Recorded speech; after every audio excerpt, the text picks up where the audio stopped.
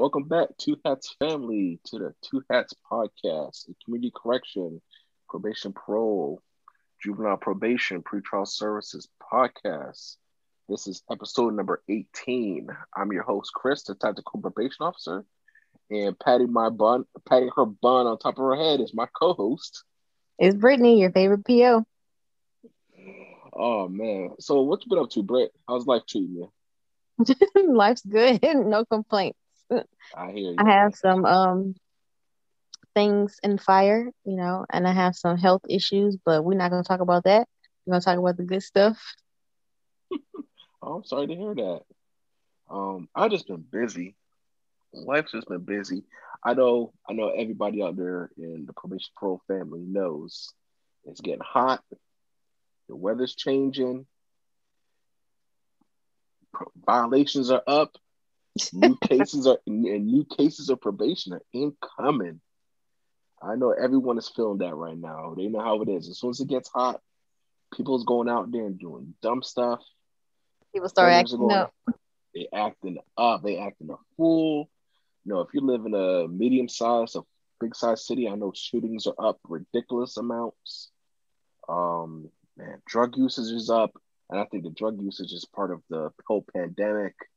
People being depressed and just have been stuck in the house, even though restrictions are easing up. Yeah, restrictions are easing up. People are going out more, and they're doing dumb stuff. So probationers are acting up and getting violations, and people that aren't on probation, they're acting up and they getting on probation. So it's just been busy. Are y'all getting new cases, you said? Oh man, yeah, So the because courts are opening back up, everything's starting to flood in? exactly, because what the two situations you had was, with the pandemic, um, a lot of cases were being continued. So you're talking about since March of 2020, and it's now April 2021. A lot of cases have just been continued, and they keep pushing them out because the courts, they have to operate with smaller numbers of people in the courtroom so they can social distance. And so the clerks are like saying, instead of maybe saying they can have, 60 people on a docket on a regular day, they might only be able to have 30 or 20. So, what that means is things just keep getting pushed out. So people are in violation status. They've just been getting pushed out and pushed out, pushed out. And then people who have new charges, they have been getting pushed out, pushed out, pushed out. And now the judges are trying to clear the dockets, as quick as they can. So, man, it's just been, Somebody reached out to me actually recently here on Instagram. They told me that they were on probation in one state, right? And then in a whole nother state, they were transferred to another state. But here's what happened. Apparently, I caught somebody dropped the ball because this person has been unsupervised for a year and a half. No phone calls, no letters, no nothing for a whole year and a half. No warrants either. No active warrants in either of wow. the states. So I'm like, things have been really crazy. So once, things start to trickle in again, I'm pretty sure these people who have been just lingering around, getting lost in the sauce, they're going to be getting snatched up pretty soon. That's that's first of all, that's gross incompetence Yeah. for a year and a half for someone to be unsupervised. And I understand. Listen, I had a couple of ICOTS cases when I was a line officer, and I did not like ICOTS at all. No one likes I just, ICOT. I mean, I understand it's hard because you're a middleman. You know what I mean? And the middleman between your state and the other state. And then, of course, every state does things differently and how they supervise offenders differently. So, whereas if in my state, we might be, they might be a high risk or, we might really be on them. In another state, they'd be like, yeah, whatever, it's the ICOTS case, I'm not really too worried about it, Exactly. So, but still, for them to not to be seen in a year and a half, that's just gross misconduct. Yes. That's because at some point, like if they let's say they left my state and went to another state, at some point when their case is close to expiration, that officer is going to get a notice that hey, listen, about I think we have 4 month reviews, 4 months for the case expired, we have to review their file with the supervisor. So we would be like, hey, it'll pop up on the computer that they're getting close to expiration, And then we're going to be reaching out to ICOTS, sending messages to other state like, hey, can we get some updates? What's going on? Did they pay their money? Did they do community service? Are they reporting? Are they doing everything? And if that other officer never responds or they respond, I don't know, that's a problem. That's a major, major problem. Yeah. So And now that's I kind got of to, like the situation where the person is in. The case is nearing expiration. So he's asking me my advice. I'm like, you need to call the county where they place you on probation because you're still responsible for that probation, regardless of if anyone's reached out to you or not.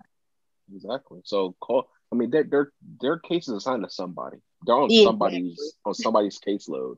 So I will call, hey, this is my name. Here's my date of birth.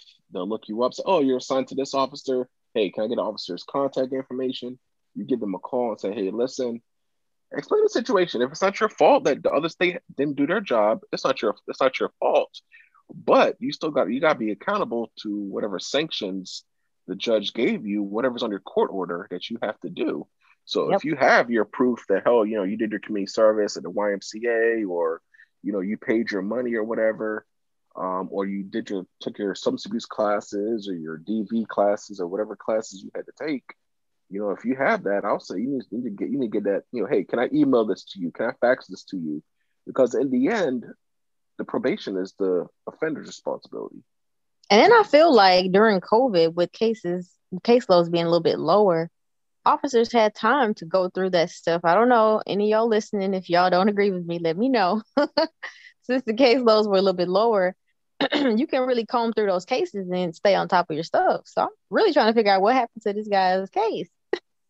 I definitely agree with you. I know that's one thing my department's been stressing. We'll get emails saying, hey, listen, numbers are down. Your caseload should be immaculate. Yeah. There's no Yeah. reason there's no reason we shouldn't be on top of everything. Everything that's going on with all your cases, have all your contacts made. There should be no excuses because numbers are down. Now, like I said, now numbers are picking back up. Um, and influx of new cases can be rough if you get a whole bunch of new cases at one time, because new cases, usually in the initial beginning, there's a lot of paperwork and things you got to do with that offender in the beginning of probation. So I understand it's going to be a little bumpy ride till things kind of smooth out. But man, listen, man, if the spring is this busy, man, wait till the summer gets here. It's a hot It's gonna girl be crazy. summer. It's a hot offender summer. That's what it's going to be. Are you Oh guys man, hiring down there where you are or over there where you are? where I'm at, they're always hiring. We're Even always during hiring. like COVID, did they have any new employees come in? We had new people come in. Did you Um, have anybody leave? yes, yes, because Oh, the issue is like people will come in, and then there might be a period of time before they can get to go to basic training, and sometimes they got to sit around for a couple months, you know, just kind of shadowing people or kind of doing some of the pre-basic trainings and things like that. But some people get bored of it, and then they start looking around for something else. You know what I mean? yeah. Um, so I mean that does happen. We've had people come and we've had people go. And unfortunately, like I'm to the point where like they'll bring some like, oh hey, we got a new officer here, and I'm like, all right, well, holler at me after basic, because I'm not gonna remember your name now. I'm not trying to be rude. I'm not gonna remember your name now, and I don't know if you're even gonna be here in a few months. So my thing is, holler at me after basic. If you need anything after basic, I got you. But before then, man, I'll probably never see you again. So who knows? And like I said, it's not trying to be rude. It's just how things happen. That's just the way it is. Just the way it is. Oh man. Anyway, so today I think we wanted to talk about the day in the life of a probation, parole, pretrial services, juvenile probation officer. Kind of get that out there so some of the listeners that are trying to get into the Two Hats family and trying to learn about probation and parole, they can kind of see, what the job is actually about. You know what I mean? It's nice when you read the job descriptions on the the state website or the county website. That's nice, but the actual day-to-day stuff that you have to do, it can be different. Plus, for those that are in the family, you can actually kind of see how The day-to-day life is actually different based on where you are and what you're doing. So I had the experience where I was a juvenile officer in Western PA, and then I'm an adult probation and parole officer in the state I am now. And I can tell you that they're just different. They're similar, I mean, the jobs can be similar to a certain degree, but just the day-to-day stuff is absolutely different. And of course, compared to what I was doing to what you were doing, Brittany, even different, more Oh different. yes, Different totally term. different. It's different too, but I think different. It's not even a word. More different. So, um, so Brittany, give us a quick breakdown of. Tell us what a typical day like was for an officer for you down in Texas, an unarmed officer down in Texas. What was a day in the life for you? You just like to throw that unarmed part in there, huh? Because it's a difference. No, okay. But I want to take this opportunity to plug my YouTube channel. You guys check out Your Favorite PO on YouTube. It's all spelled out, Your Favorite PO. And I have a few videos on there showing what it's like in a day in the life of a PO over here. But yeah, we will be in the office Monday through Friday. No weekends, no on-call situation. You come in, you check, who you have to see for the day. You're basically doing office visits for majority of the day. Now, we would have specific court days. Usually on Fridays, we would have court. So we would just go to the courthouse in the morning. By the afternoon, we're done. We come back to the office, finish up paperwork, or see a couple of people. Home visits. Typically, in our office, the officers would go out. These are regular line officers, by the way, not one of the specialized caseloads. But typically, the officers would go out once a month to see offenders. Okay. So, majority of your month, of that 30 days, is spent in the office seeing people, conducting drug tests, doing paperwork. The paperwork is something that always. Something that always kind of stressed me out because if you don't stay on top of it, you can get really behind supervising 130 to 150 cases, and a lot of them are in violation. You have to file motions to revoke probation. You have to file violation reports and whatever, what have you. That stuff you can get behind on your work as far as the paperwork. Chris never really talks about that, and I'm not really sure like why the paperwork is not significant where he is. I'm not sure if he's documenting all his stuff. No, I'm just kidding. Chris, I hope you're Oh, don't documenting don't over there. play me. Don't play me. Oh my But God, the yeah, like paperwork is ridiculous. my job was mostly like a desk job, to be honest. So you say you guys only go out. So there's only one day in the whole month that you guys actually had to go out into the field. Yeah, it's like, well, that's how it operated in my office. You could go out more if you wanted to, but typically all the officers they would just pick a day, throughout the month, and you don't want to overlap days. So you got a couple of officers going out on, let's say, the first, so the beginning of the month. And you got a few other ones that's going to take the end of the month, so that there's always coverage in the office. But yeah, like as far as going out every day, every week, no, that just wasn't how we rolled. So out of your whole case, because I know you said your case was like over 100.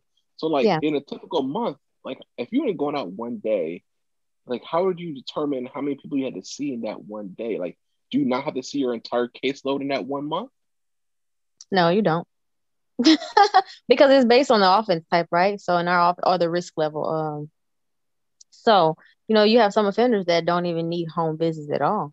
They may be on a 9 month probation, or a 12-month probation for a certain type of offense, and they don't even need a home visit. They just need that first initial one.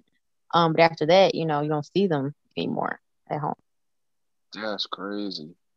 hmm So I Wow, you think can see it another once a month. difference between you and I, of course, our caseloads, we just have probation. You have parole. So with parole in Texas, that's a different type of beast. You have to see them. You know what I'm saying? Like how you have to see your people.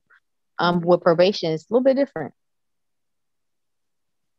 Wow. So somebody can get on probation that you only come see them once when they first get on, and for the rest of those 9 months, they just out there doing whatever.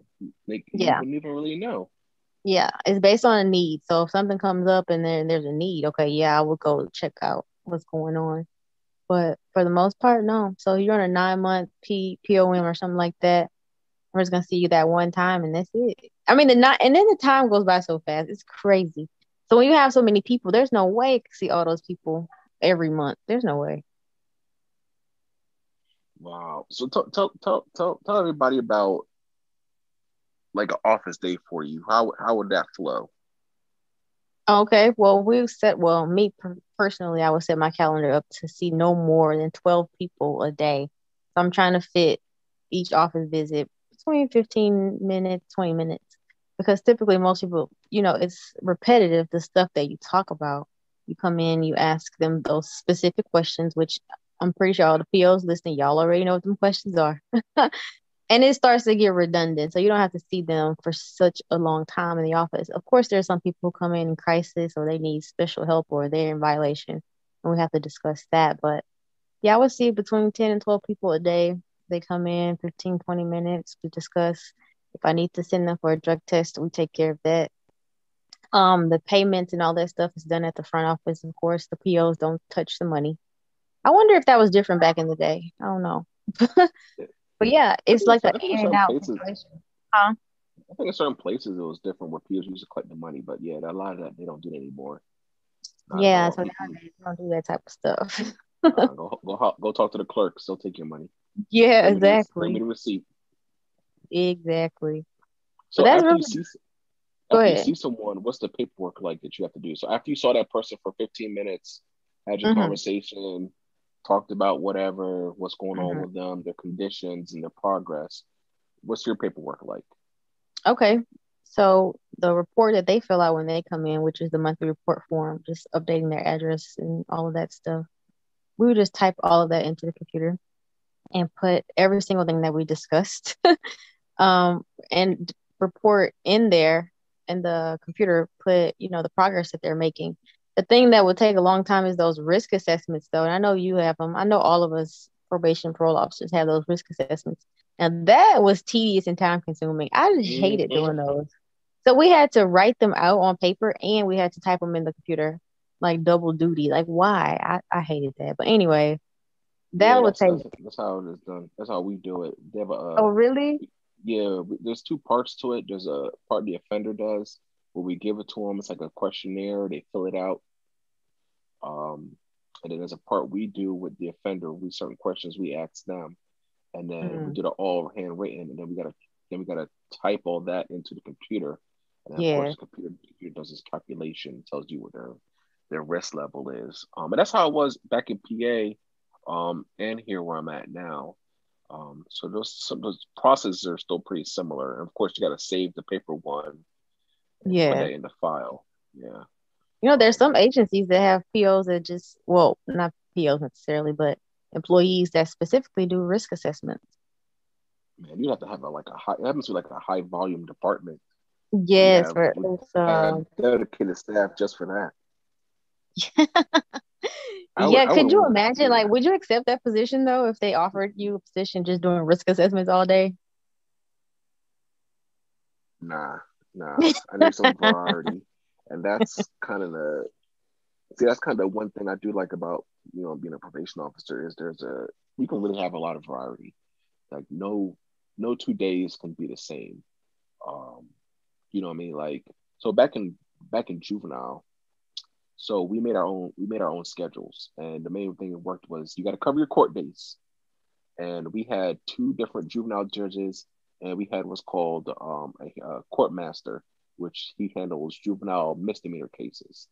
So so you had three judges with three so two judges and a court master, and they had different hearing dates, and you basically just you build your schedule, your monthly schedule based around your court days because you have to be in court. You know what I mean? You got to know your cases. You got to be able to testify with what's going on with your juvenile And delinquent. juveniles go to court a lot more than adults, right? They do. I know back in PA, by law, they had to have their cases reviewed every 6 months.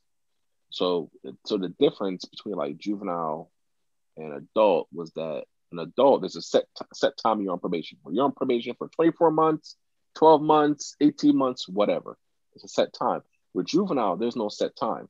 Just as long as you have to have your case reviewed at the maximum every 6 months. Some judges would want to review your case maybe every 2 months or every 3 months because they want to be more hands-on what's going on with certain kind of offenders or juveniles, depending on what's going on with them or how risky they are. But by law, at least every 6 months, the juvenile's case needs to be heard. So in theory, I guess they could get off in 6 months if they did everything they had to do.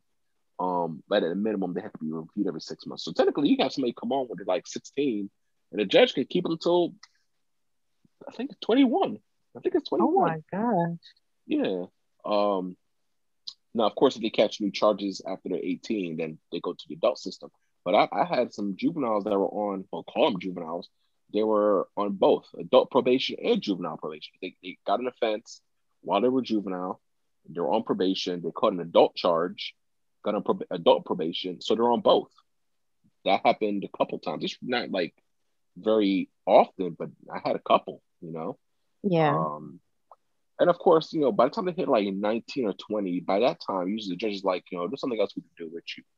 We just got to close you out and let the adult system take care of you. Um, But so you it's not like, mentioned that you could set your own schedule as a juvenile PO. yes. So like I said, so you have, as long as you have your court date. So if you look at a month, like every month, I would look at my calendar for the next month, and I would say, okay, well, these are my court dates based on the hearing notices that I received from the secretaries in the office. So they'll say, "Here, these are your court date. These are the different hearings you have coming up." I'll plug those into my calendar. Um, and then beyond that, I just had to make sure I hit all my contacts for the month. So depending on the juvenile's risk level, sometimes I only had to see them once a month. Sometimes I had to see them twice a month. Sometimes I had to see them every week. All depends on what their risk level was. So, and then no, with us being juvenile officers, most of the time, most juvenile officers would go see their juveniles in school. So, Mm-hmm. I have entire days where I'm going to spend an entire day at a school, and I just have my juveniles rotating in. I'll go into the front office. I see the school secretaries. I say, hey, I need to see these kids. They ask me what order I want to see them in, or if it doesn't matter, and they just pull them based on their class schedule. Have them brought down to the main office. They usually like give me an office to work out of. Sometimes it'll be like a conference room, or if maybe sometimes it'd be the principal's office if he wasn't using it. Um, and like I said, I had my laptop had a one of those little what are those things called, the MiFi's, where you have the little Wi-Fi hotspot. I'd have that, and like I said, they'll come in. I'll talk to them. I'll do a drug screen, whatever I had to do there. Have my monthly contact with a juvenile. Of course, talk about their criminogenic needs and their conditions and their progress. If I have to give any kind of counseling or whatever, I would do it like that. So there'll be like days where an entire day I might see 6, 7 kids in the school, and I'll be at that school all day. Um, Now, with particular caseload I had a lot of kids that were either in cyber school or they were high school dropouts. So, like, I think once you're 17, you can legally drop out of school back in PA. So, if I had somebody that was 17 and dropped out of school, then I would have days where I would go see just those kids in either cyber school or dropouts, and I would just go to their houses and go see them at their houses. Or we had a small sub office in the area that I covered, or I'll tell them that they had to come and see me at the sub office. And of course, it all depends on safety, risk. If I thought the kid was if he lived in a really dangerous area, or his house just wasn't very safe for me to really want to be there for 20 to 30 minutes talking to them, going over all their stuff with them in their house. And you would go Um, out alone, right? yes, we would operate alone. Of course, I had other officers. Sometimes I would partner up with, if they didn't have anything going on that day, and they just kind of wanted to ride with me. I'll take another officer with me, but that's very rare because we both have different caseloads, um, that we had to manage. So no, it's hard for me to get my things done and get your things done, especially because everything it was broken up in the county. So I had the northern part of the county. The guy I used to work with, he had the eastern part of the county. So it's not like we were in the same area where we say, okay, I'll go see one of mine, you go see one of yours. You know what I mean? Because we're So is just it so it's we're customary kind of or is it typical for juvenile POs to do home visits solo? yes, yes. Well, Oh at least in my wow. area, I can't talk about other states or other Right, counties, right, but right. Of the county course, I was yeah. in, everybody kind of worked pretty independently. Oh Um, wow. so yeah, so I mean, honestly, and there'll be days where I'm like, okay, I'm just gonna sit in the office today and just do paperwork and try to catch up. Put all my notes in the computer, or if I have to file any violations. And then something would happen. You get a phone call. Oh, I think my kid's using, or hey, my kid is acting up, or hey, this the school calling, and your juvenile is acting up, or he's gotten to a fight. I'm like, Drop call their what you do mama. Why are you calling me? because they expect us, because the schools expect us as a juvenile officer to handle it. Oh my gosh. Where is the Yes, parental responsibility, the accountability? that's part of the problem. That's why they're on probation. Oh man, so yeah, so you get those phone calls. You got to drop what you're doing, and the area I covered is about a 30 to 40 minute drive from my office because it's in the northern part of the county, and my main office is in the center of the county. So I have to drop what I'm doing and then drive up there, and that's a 30 to 40 minute drive. You know what I mean? Get there and then handle whatever the situation is that's going on. So normally Oh, what I would usually try to do is if I didn't have to be in the main office, I'll just take my laptop and go up to the sub office that we have in that area, even if I didn't have anything scheduled. So at least I'm in the area in case something happens. Um, something like what? Like you're not the police. You're just the probation officer. man, listen, you don't understand. Like when they know that this juvenile is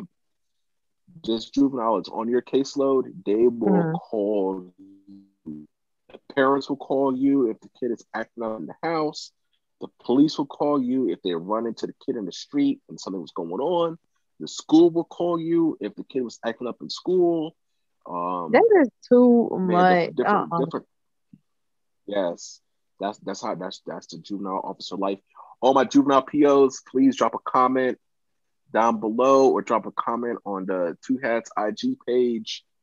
Yeah. Tell me I'm right or wrong. If he's Tell right, me yeah, I'm right or please let us wrong. know. We need They some more juvenile officers call to you. come and interview on the podcast. Yes, I'm telling you, they would call you What are they in a heartbeat. expecting you There'll be to do? days. Like you may not even know this child. I mean, you don't really know them. Of course, you're supervising their case. Depend. Of course, it all depends on what's going on. If they're suspected kids using, I got to go out there and do a drug test, And then what? or I might have to go out.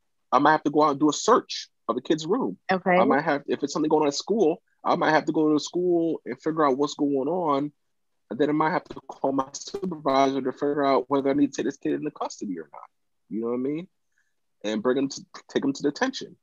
There's so many different. If sometimes it's just they want the PO there as the authority figure over the kid to try to resolve whatever the situation is, and that's just how it was. I mean, That's so much man, responsibility. Oh my it gosh. is, it is.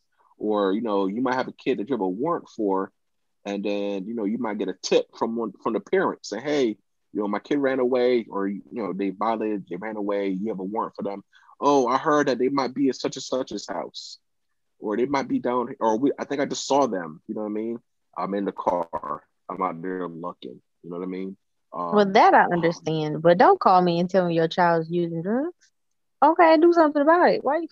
I mean, if that's their main criminogenic need, and that's the nexus to why they're on probation to begin with, yeah, it's a violation of their probation.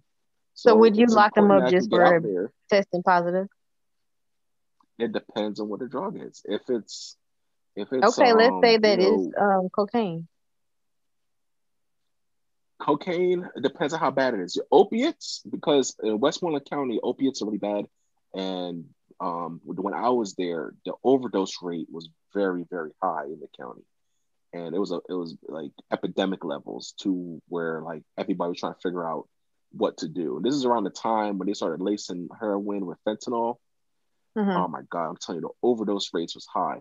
So the judges were very, very strict on that. If you had a kid test positive for opiates, they're telling you they're using heroin, lock them up for their safety and have a hearing, shut them off to a substance abuse placement so they can get some treatment.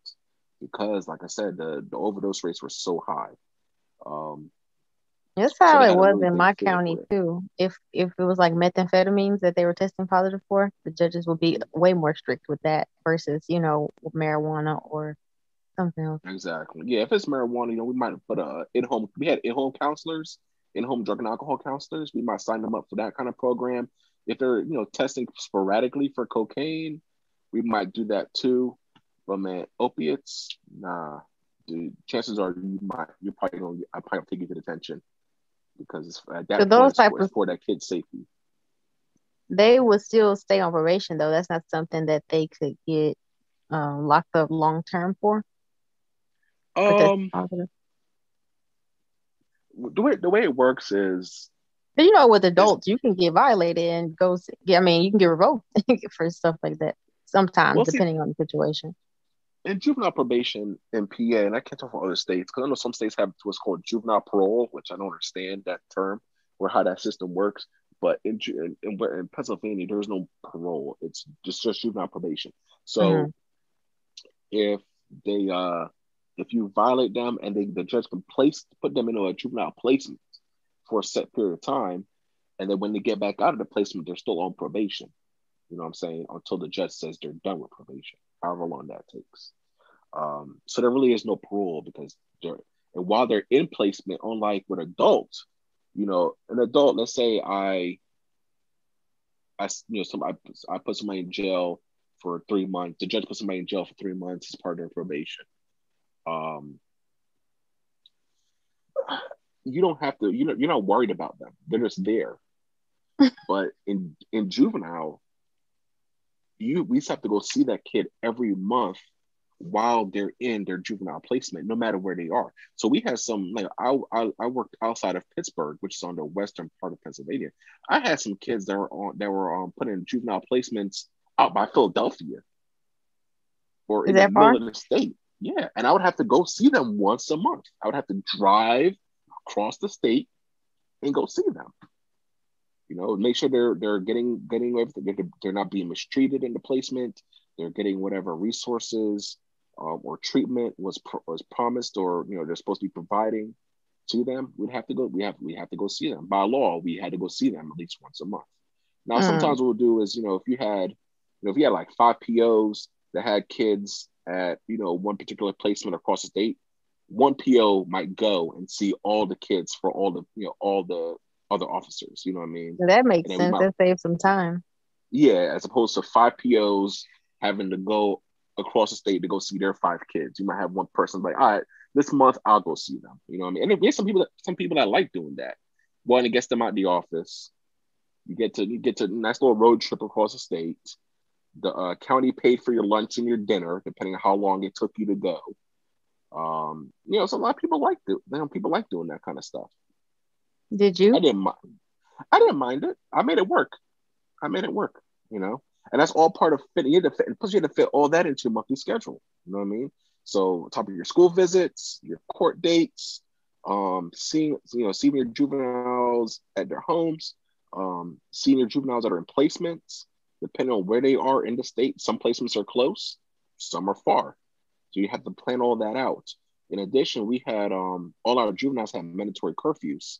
So I think twice a month we have to work in the evenings and go see all your juveniles Make in sure the they're at home. evenings.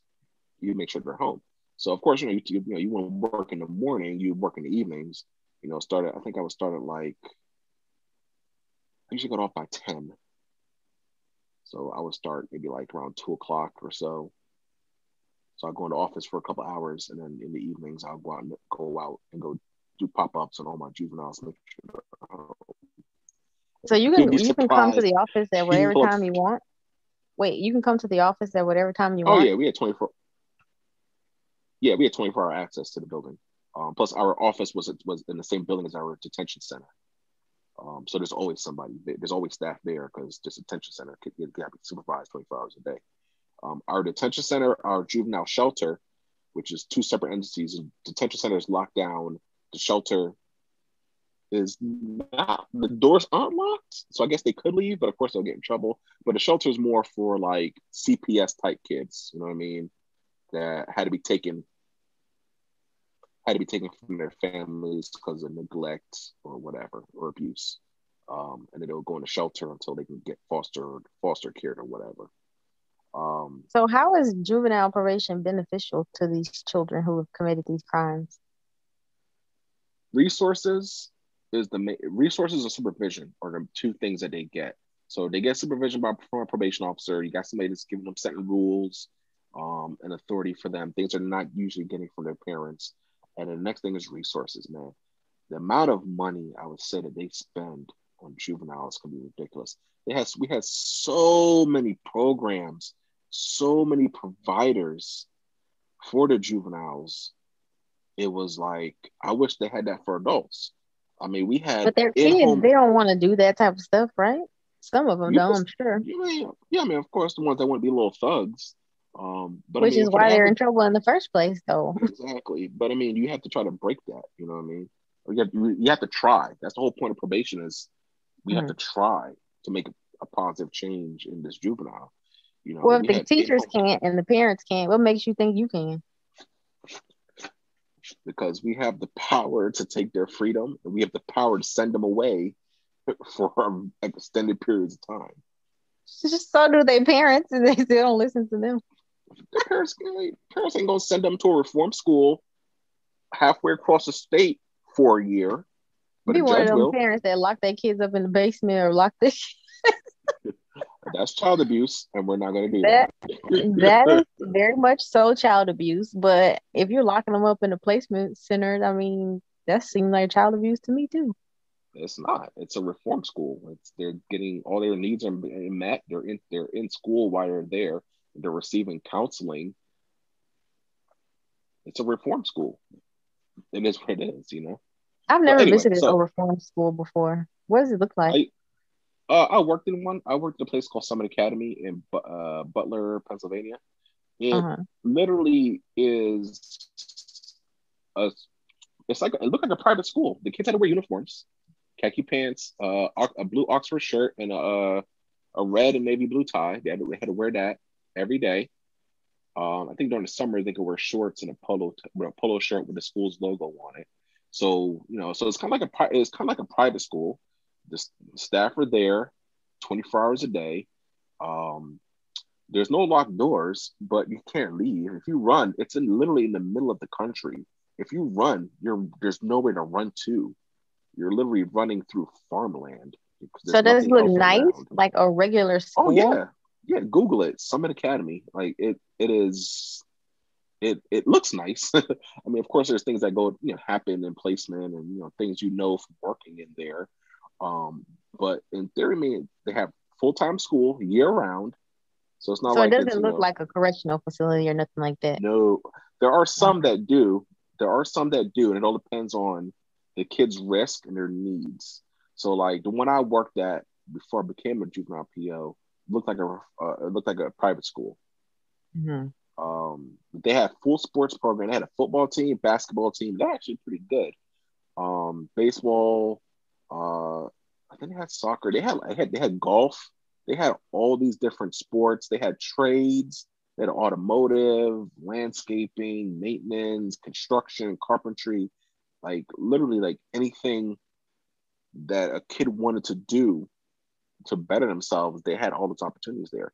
And then there are others that are called secured placements, and those are the ones that do look like jail and prisons where there's a barbed wire fence on the outside.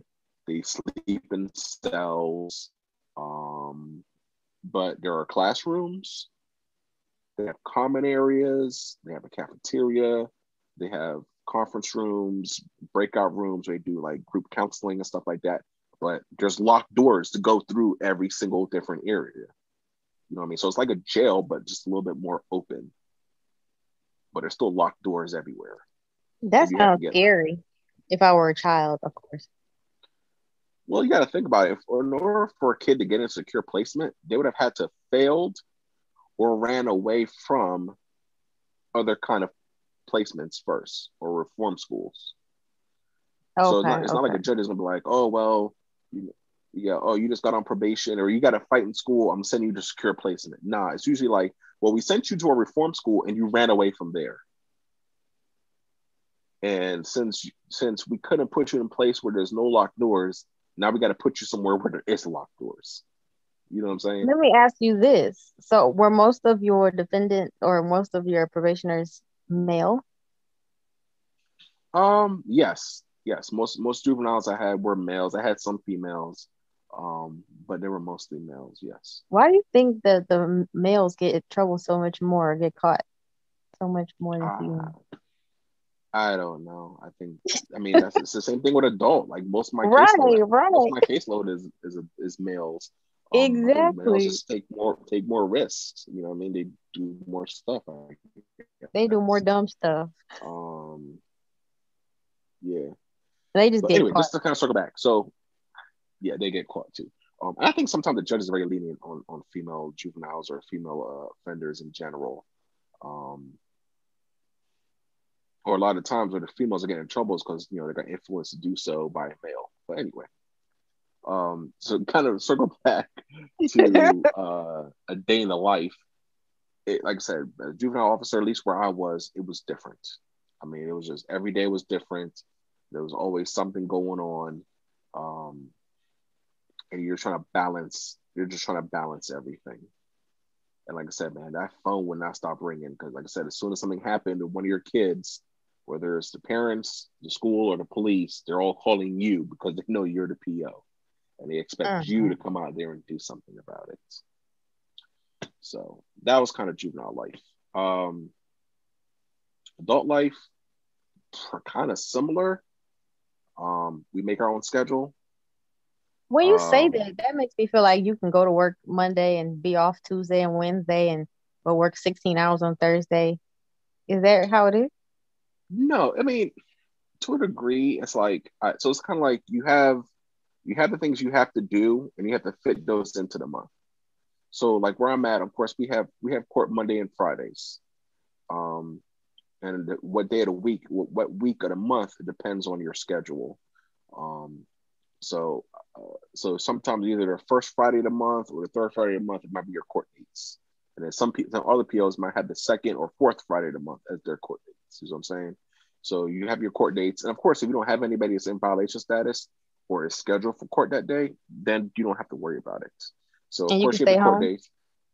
No, you got to go to work. So you still gotta get your 40 hours in. Yeah, you still got to get 40 hours in. So you of course you have your court days, and then we have to work in the evenings. We call it second shift. You have to work like a second shift. I think it's up to 4 times a month by policy. So you have to schedule those into your month, and that's really for us to go out and make home contact with our offenders.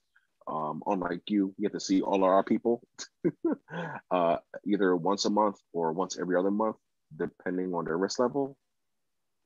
Um, so it's a lot of seeing people in their homes, and a lot of that is verified that they are still living where they're telling us they're living, so that we can find them.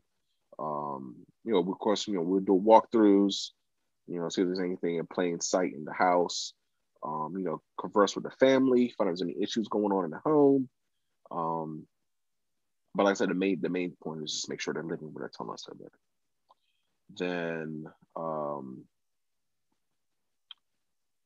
and of course, you have your office days. Of course, now with COVID, we're doing less of those, and we're doing more where we have to see everybody at least once a month for an office appointment. But now we're doing a lot of our office appointments at their homes. So we're actually seeing a lot more of them at their homes. So you have to do your monthly office appointment at your home, and that's I got to turn around and later in the month come back and see you for a home contact at your home. So there's a lot more in the field, a lot more actually community in the community supervision, and I actually kind of like that. I actually think that's probably the best way to do it. I think there really should be a lot less in the office. Um, so there's pre-COVID how we are doing things and how we're doing now with COVID. Um, and So I you kind of think like being in the field it reduces the recidivism, or does it increase the I don't compliance know. of offenders? I don't know if it does either of those two things. I think what I think it does is one, it makes us more visible in the community, which I think is a positive. So people are seeing us more because our cars are driving around, our cars are marked. They're seeing us at people's houses. Um, and I think, yeah, too, it's we're seeing them more, we're popping up on them more. So there's less, you know, there's more chance that you might catch them doing something they shouldn't be doing because you're seeing them more in their natural environment as opposed to having them come to the office. Because you know how the office is. They're gonna lie to you, Yeah. right? They can tell you whatever they want to tell you. You ask me, hey, how's everything at home? Oh man, everything is dandy. Man, everything is good. Me and my old lady are getting along. The kids are going good. Man, you pull up to that house, they constantly fighting and yelling, and man, the kids are just running around, and the house is messy and dirty. And you're like, but you told me everything was good at home. You know what I mean? Um, it's just things like that. You know what I mean? Or if they're, they're using, you might, or they're drinking, you might, see, the trash can is overflowing with beer bottles. You told me you stopped drinking. You know what I mean? Things like that. So I think it's better being out in the community, and we're doing a lot of that. So a lot of our month is out in the field seeing people, and we're only really having people come into office if you really need to get a drug test off them, or if it's just not a safe environment at their home, whether they might live in like, a housing complex that's, a little dangerous or something. You might say, well, I want you to come see me in my office. Then So they'll you come see don't you. do any Zoom But calls, any mostly we're out and about. Zoom meetings. I don't do Zoom probation. Nope, there's no Zoom probation. I do a lot of virtual stuff though. For drug court, there's a lot of virtual stuff that we do. Like we do, like we have drug court team meetings. We'll do virtually. With me, the different providers, um, the drug court DA and the drug court public defender. We'll all meet and talk about what's going on with the offenders. Sometimes we'll do what's called small team meetings, where we'll have, if an offender is messing up or he testing positive, we might have a meeting with that offender virtually, and then their treatment provider, the drug court coordinator, and just have a small team meeting, try to figure out what exactly is going on. How do we get that person to get clean without everybody being involved? So we do those kind of things virtually, but most of the time, a lot of things are still, face to face. I'm still going to a lot of houses and seeing people face to face. So a lot of what I do is I am more out more, and I have a laptop, which I think really makes a big difference. I know they're talking about getting more POs laptops, just because that being mobile, being able to be out, pull up whatever you need to pull up, put your notes in while you're in the car. There might be days where I might be out. I might see a couple of people at the homes, and then in between appointments, I'll stop in a parking lot, and if like a shopping center or something, and I would stop there and type my notes in my computer real quick. You know what I mean? Things like that, just so I'm not having to Yes, come we back to know the you office. love your laptop. Man, listen, I don't understand. Having a laptop is the best thing ever. Because I really think that's the way how we should be moving. I do know in different states they kind of move towards that. Like I know in Georgia, so I was talking to an officer in Georgia, how they do. They're real mobile. They don't really go into the office. They have laptops in their cars, and that's how they supervise. I had a PO that I worked with in Westmoreland County back when I was in juvenile. He left us and went to adult probation in Pittsburgh, which is Allegheny County, and that's how they operated. Everything was mobile in your car with a laptop. They don't really go into office very much, and this is how they operated. And I think that's the best way to do it personally. So day Yeah, in I the think life that's of a PO is can be it's very different. It can be very hectic, and like I said, it all depends on where you at. Like with you, you're what 95% in the office every day or in court. yep. I think we've interviewed POs where everything they do is in the office. You know what I mean? They don't go out at all and see some people. And there's people that are extremely mobile and they're always out and about in the community, seeing offenders and checking up offenders. Kind of like when we were talking to the officer out of Alaska, what they do patrolling. You know what I mean? I think that's kind of cool. You know what I mean? They're going to hot spots and seeing offenders in the community. I think that's cool. So yeah, day in the life of a probation officer is different. But any POs listening, if you guys do anything different, leave a comment below on the YouTube page or shoot a comment in the IG page and let us know how you guys do things where you're at. What is your day in the life like? Yes, please follow us on Instagram at Two Heads Podcast. Send us an email to twoheadspodcast@gmail.com if you don't have Instagram, because I know some people don't have Instagram. Yeah, if And you Chris, email are us a we on comment, Twitter we can yet? post it. I thought we were getting to Twitter. We are on Twitter. I think, yeah, it's Two Hats Podcast on Twitter. So we are on Twitter. So I guess what did the kids say? Tweet at us? I don't know. I really don't use Twitter too much. What's the Tweet us. terminology? What is it? Tweet us. Send us a tweet. Yeah. Yeah, send us a tweet on our Twitter page.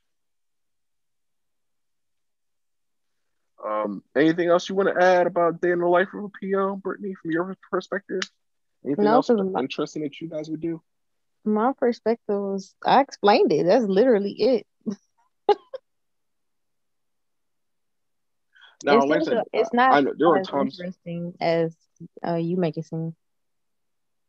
Well, I mean, in addition to like our regular days, kind of like what I was talking about with juvenile, we may get a call and have to go out. It's the same thing here in adult. It's like, I could be in the office and then someone called me and say, "Hey, we spotted one of your offenders, or we spotted one absconder. Hey, can you come out here and look at it?"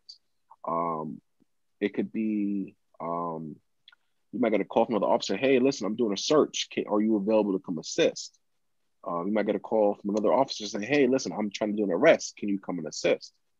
A lot of that kind of stuff happens. You may get a call from the police or from the sheriff's office saying, "Hey, listen, we got information about one of your guys. We think they're doing this and this. Are you guys able to do a search?" Those things happen. Um, Sometimes we do special operations with the police and sheriff's office, or any kind of federal agencies, FBI, U.S. Marshals, DEA, where they might call us up and say, "Hey, listen, we're doing X, Y, Z, or we're doing a special operation." I remember a few years ago we did a big operation that was led by the sheriff's office, where we went out and did a lot of searches on offenders. Trust me, talk about something that caught offenders off guard. They were not expecting that. It was literally, we had teams of POs, sheriff's office, and PD going to people's houses. I think we had like a bunch of different small teams going out doing a whole bunch of searches. Man, we got so much stuff, guns and drugs, like they just were not expecting it. Um, so we do those kind of special operations every now and then. I would Um, like to do an episode on the drug, quote unquote, drug epidemic. Drug epidemic. Like, drugs sure. will never go away. I don't understand why people are so, well, not people, but the government is so hardcore with that, locking folks up for I drug mean, charges. as you know, the issue is that it's not necessarily the drugs, it's the crime that's associated with the drugs. But they're Whether locking people it's, up for 2 ounces of marijuana, 2 ounces of coke. Like, people are getting records for that. Felony records for 2 ounces of coke. I mean, I can't speak on that, but from a probation perspective, I can tell you, even a drug court perspective, is a lot of the charges that our offenders are on probation for are related to a drug, even though they're, I got people on for a lot of B&Es, breaking and enterings, either in motor vehicles or in the residences. And a lot of that is based off their drug addiction. Mm-hmm. They might not have any drug charges Right.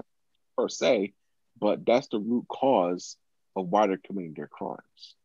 So, from a public safety perspective, is you have to attack the root cause. So if we can work towards getting them sober and clean and off drugs, then the chances of them committing crimes and their recidivism rate drops down drastically, because we're attacking the root cause of why they're committing crimes in the first place. But from my experience, what I've seen, that's not helping. Really not. I mean, all you can do is what you can do, right? Because Well, in I the feel like we end, could do more. We could do something different and something more, and something that would be effective, would be more effective. but in the end, is the offender has to want to change, and they have to make that decision to change. True. And if not, then our job is to hold them accountable through violations, through arrest, through sanctions, through putting them into counseling, um, But we need whatever a it whole is. another episode for this conversation, so we're gonna save this. I hear you. But I mean, of course, all that goes into day of life. You know what I mean? All goes into the day of life. So I for wanted to all do those an looking episode talking about how do you recommend how you make recommendations to the court for like on sanctions, promotion, huh? like for sanctions or All to of that, address. yeah, Yeah, yeah, yeah, all of yeah. that. That'd be a good episode. Yeah, That'd be I a good want to see episode. how different officers do it. Okay. Well, we gonna put that one on the back burner. We definitely gonna do that episode one day. So if anybody got any suggestions or anything they want to add to that, make sure you DM us, leave a comment on the IG page, or shoot us an email. Anything else you want to add, Brittany, to Day of the Life of PO? No, what about you? No, that's pretty much it, man. Every day is different. Every day can be busy. You can feel overwhelmed, especially the paperwork, because everything you do, you got to document it. You make a phone call to an offender, got to document it. You talk to a treatment provider, got to document it. Um, you know what I mean? If you find a violation, there's a whole process. There's so many steps involved. Um, so many things you have to do to get that violation filed or get that warrant issued.